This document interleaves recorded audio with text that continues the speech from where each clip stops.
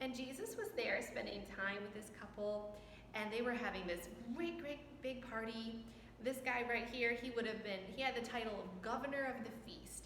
And that was just the idea that he was kind of the head servant that was making sure that everything was where it needed to go. People were getting served the right food, all of that kind of thing. So he's kind of like the host, taking care of all the details so the bridegroom and his bride could just enjoy their party. Well, halfway through the party, so it was nowhere near done, all of a sudden, bam, they were out of wine.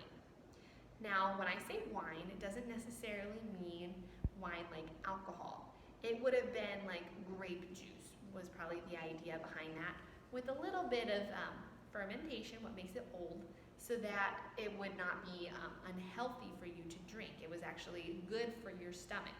So it just would have been more like grape juice, not like alcohol to make you drunk. It wasn't that kind of wine. So they were there at the feast and they ran out of it. So it would have been like maybe you have a big birthday party, and before everyone has been able to have ice cream, you have no more ice cream. How horrible, right?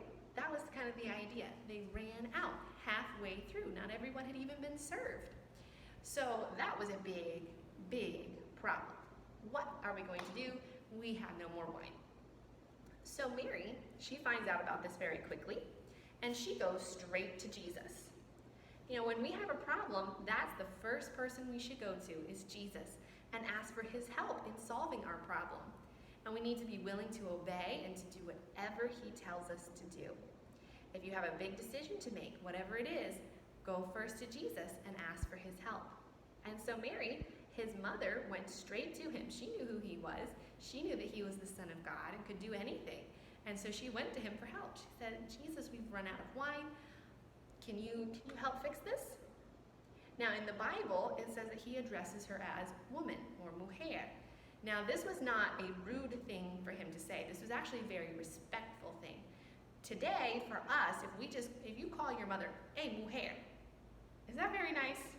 No, not usually. Maybe in your family it might be, but not typically. In English, we would never just go up to our mother and say, hey, woman. That's not nice. It's very rude. It's bad, bad manners.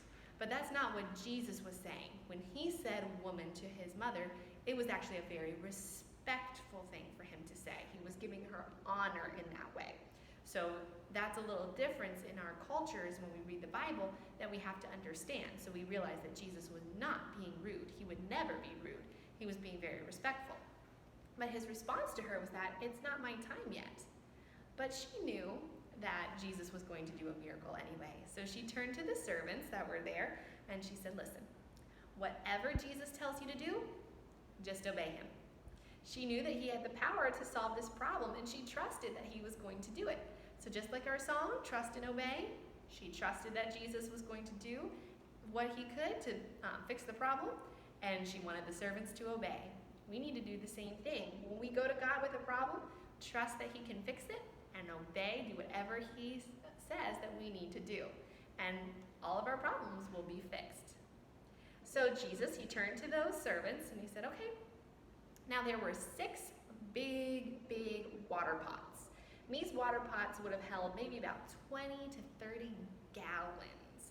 That's a lot of water, okay? 20 to 30 gallons. So it would be like, maybe about 4 of those big jugs of water that you get at your house.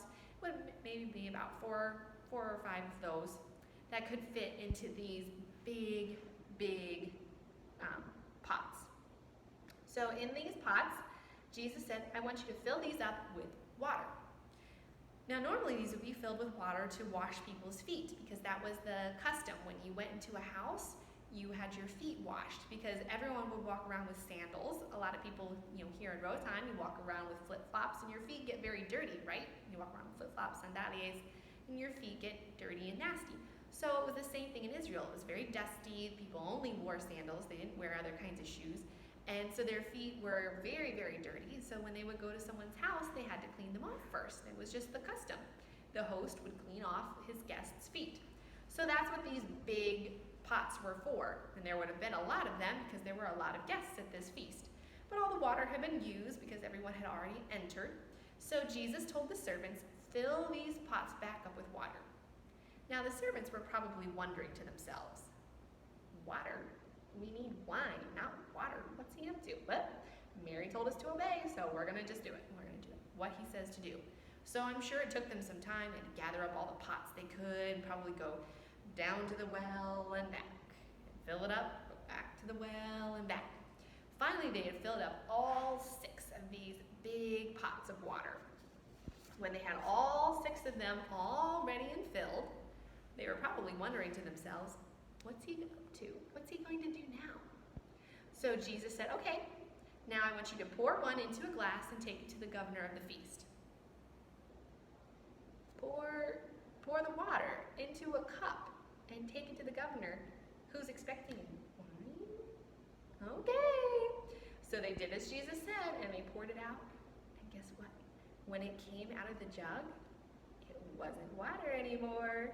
It was wine. Jesus hadn't said or done anything, and yet he had changed the water into wine. He could do that because he was God. He doesn't need a magic wand or special words. All he has to do is just want something to change, and it will change because he is God. So he changed that water into wine. And so the servants, they did as Jesus said, and they brought the cup to the governor of the feast.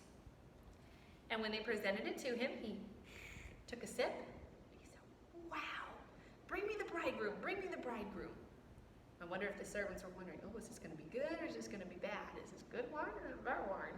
And so they brought the bridegroom to the governor of the feast, and he proclaimed to him, he said, you are a host like no other host that I've ever met.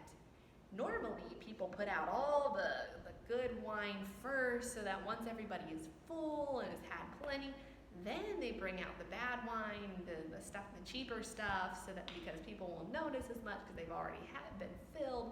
But not you. You saved the best for last. That is cool.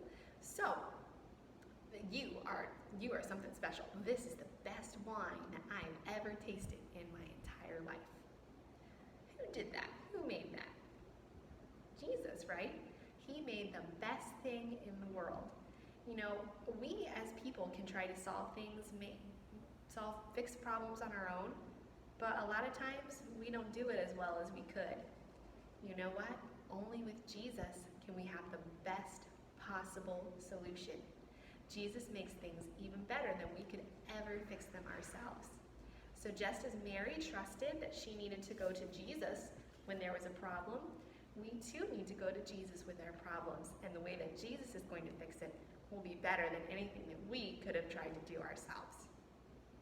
All right, that's the end of our lesson for today. So now we have seen Jesus' first 5 disciples and his first miracle, changing the water into wine.